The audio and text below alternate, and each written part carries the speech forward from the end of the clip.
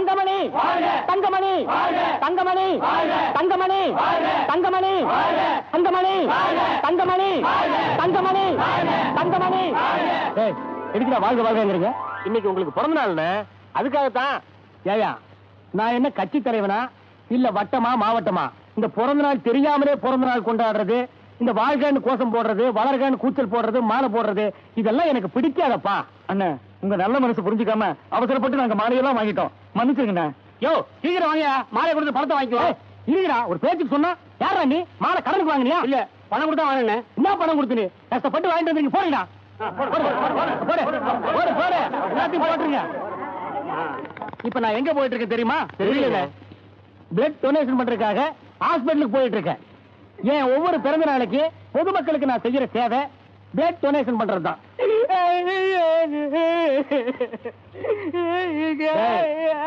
ஜாங்கிரி தலையா, நல்ல காரியத்துக்கு போகும்போது ஏன்டா நாய் மாதிரி கூட விடுற?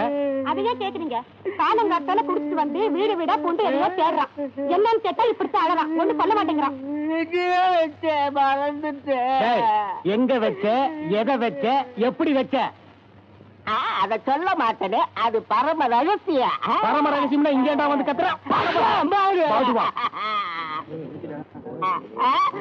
இது யார் வீடு? அது என் வீடுடா. ஐயா, இந்த வீட்டுல தானே வச்சேன். என்ன வச்சேன்னு சொல்லி எடுத்து கொடுக்குறேன். அதை யாருகிட்டையும் சொல்ல மாட்டேன்னு சாகுல் கிட்ட சத்தியம் பண்ணி கொடுத்திருக்கேன். யார் அவன் சாகுல் அமீது? இந்த சாமான யாரு கொடுத்துட்டானோ அவன் தான் சாகுல் அமீது.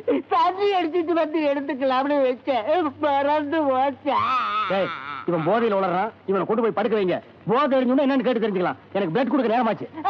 இன்னும் 3 நிமிஷம் தானே இருக்கு, அதுக்குள்ள நான் கொண்டு போய் கொடுத்தாவன. நான் வாக்கு தவறாச்சு. டென்ஷனை கிளப்பாத, ஓடி போயிரு. நாளைக்கு எடுத்து கொடுக்குறேன். அது வரைக்கும் தாக்காது, வெடிச்சிரு. என்னது வெடிச்சிருமா? என்னடா சொல்ற? நான் வச்சது வெடிகுண்டு. வெடிகுண்டா? ஆனா பாதி என் வீட்டுக்குள்ளாண்ட வச்ச. இது முன்னாடியே சொல்லக்கூடாதா? ஒரு நிமிஷம் தான் இருக்கு.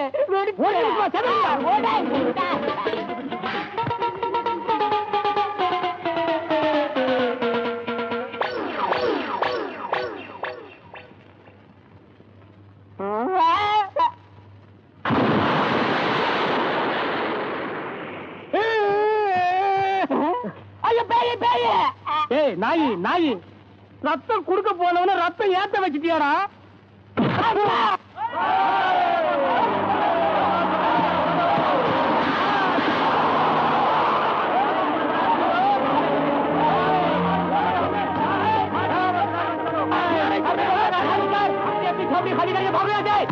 இது நாங்க வாழ்ந்து வளர்ந்த இடையா, நாங்க காலி பண்ணு.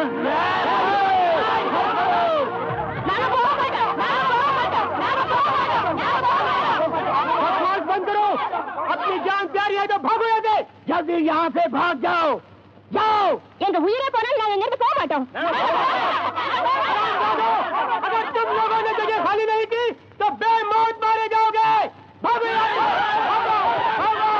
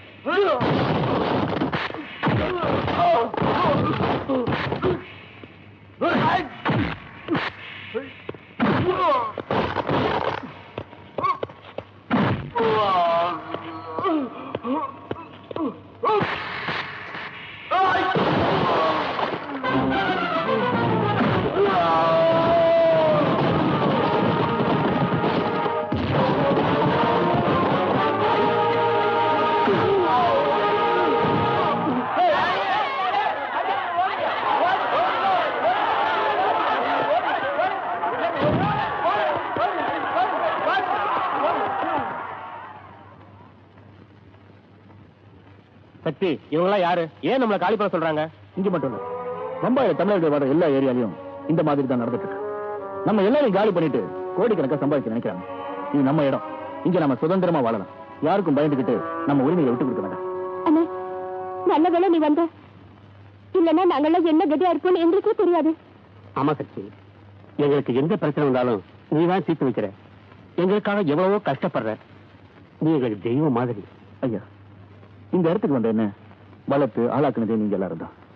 இப்ப தெய்வம் அது இதுன்னு சொல்லி உங்ககிட்ட இருந்து என்ன பிரிச்சாதீங்க. என்னைக்குமே நான் உங்க வீட்டு பிள்ளைதான். இந்த பம்பாய் தமிழ்ச்சங்கம் ஆரம்பிச்சு 25 வருஷம் ஆக போகுது. இந்த வெள்ளி விழாவை எப்படி சிறப்பா கொண்டாடலாம் அப்படிங்கறத பிளான் பண்றதுக்காகத்தான் இந்த கமிட்டி மீட்டிங். இப்ப பம்பாயில வாழற தமிழங்க நிம்மதி இல்லாம வாழ்ந்துட்டு இருக்காங்க. எப்ப என்ன நடக்குன்னே தெரியல.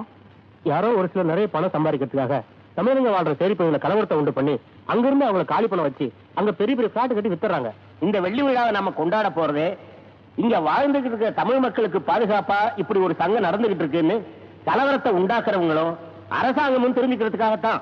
அந்த காலத்துல ரொம்ப பேர் நிறைய கஷ்டப்பட்டு பம்பாயில இந்த சங்கத்தை ஆரம்பிச்சாங்க. அதுல முக்கியமானவங்க பசும்பொன் கிராமத்தை சேர்ந்த சந்தன பாண்டியன். அவர் பெரிய ராஜ பரம்பரையை சேர்ந்தவர். ஆனா இப்ப அவர் உயிரோட இல்ல. அவர் குடும்பத்தை சேர்ந்தவங்க பசும்பொன் கிராமத்து அரண்மனையில இருக்காங்க. மத்த எல்லாரும் இந்த விழாவுக்கு வரத்துக்கு சம்மதத்தை தெரிவிச்சுட்டாங்க. ஆனா சந்தனபாண்டியன் மனைவி கற்பகவல்லி அம்மாவிட்ட இருந்து மட்டும் இதுவரைக்கும் எந்த விதமான பதிலும் வரல. பதில் வரலங்கிறதுக்காக நம்ம சும்மா இருக்கக்கூடாது சார்.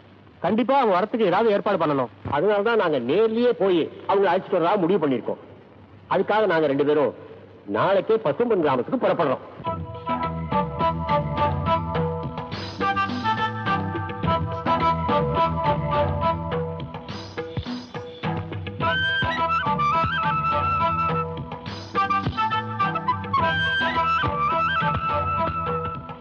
ஐயோ, அந்த அரண்மனைக்குள்ள போயிடுச்சு. என்னடா செய்யறது? வேற பந்து வாங்க வேண்டியதுதான். எங்க அப்பா தெரிஞ்ச தோலை அடிச்சிருவாரு. அரண்மனைக்குள்ள போனா என்ன நடக்கும் தெரியல. யாருக்கும் தெரியாம நைசா போய் எடுத்துட்டு வேண்டா.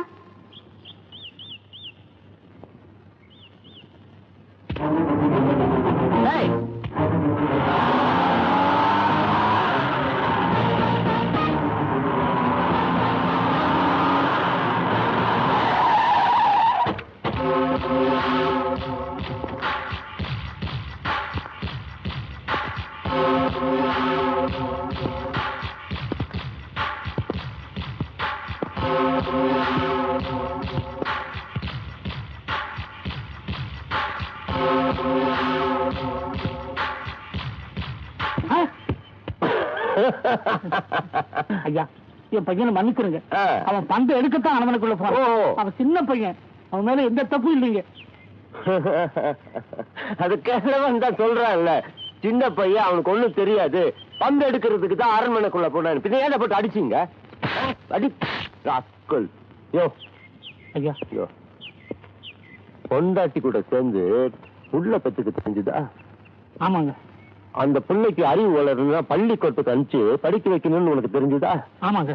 அப்ப உயிரோடு இருக்கணும்னா அரண்மனைக்குள்ள போக கூடாதுன்னு எப்பவாவது சொல்லி கொடுத்தியா? சொல்லி கொடுக்கல, என் தப்பு தாங்க. பாரு, என் பையனை நான் எப்படி வளர்த்து வச்சிருக்கேன்னு. உன் பையன் அப்படியா வளர்த்துன நீங்க? ஏ அளவா